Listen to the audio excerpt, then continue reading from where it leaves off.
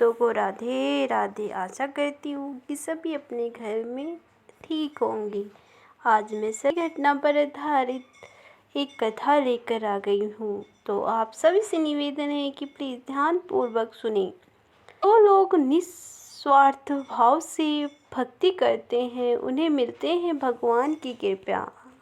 पुराने समय में एक ग्वाला ने संत को तपस्या करते हुए देखा। संत ने बताया ऐसे करने से भगवान के दर्शन मिलते हैं। ये सुनकर ग्वाले ने तप करना शुरू कर दिया।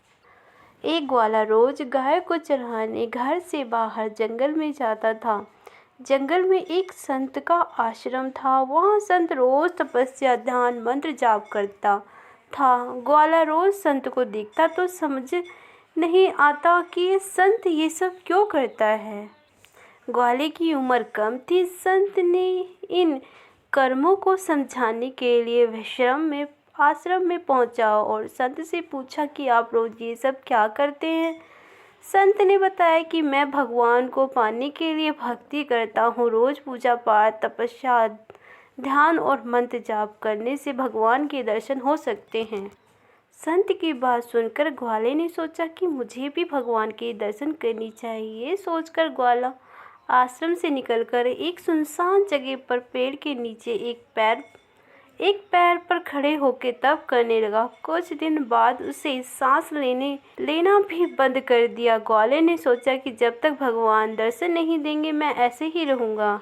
छोटे से भक्त की इतनी कठिन तपस्या से भगवान बहुत ही जल्दी प्रसन्न हो गए। वे ग्वाले के सामने प्रकट हुए और बोले कि पुत्र, आंखें खोलो, मैं तुम्हारे सामने आया हूँ। ग्वाले ने आंखें खोले बिना ही पूछा कि आप कौन हैं। भगवान बोले कि मैं ही वो ईश्वर हूँ जिसके दर्शन के लिए तुम तप कर रहे हो।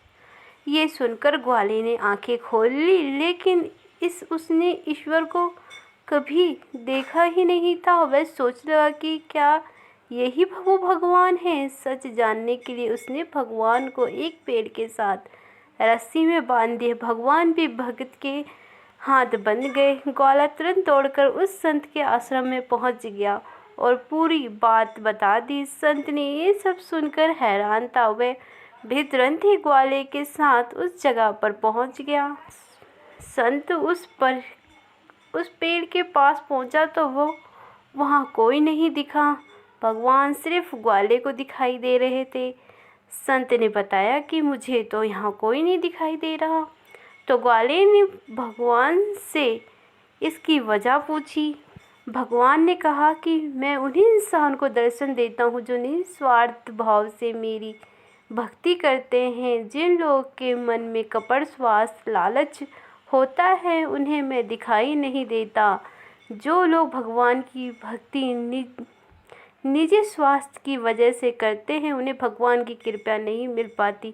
निस्वार्थ भाव से की गई भक्ति ही सफल होती है। सभी भक्त बोलो राधे राधे। भक्तों को राधे राधे। आशा करती हूँ कि सभी अपने घर में ठीक होंगे। आज मैं सही घटना पर आधारित एक कथा लेकर आ गई हूँ।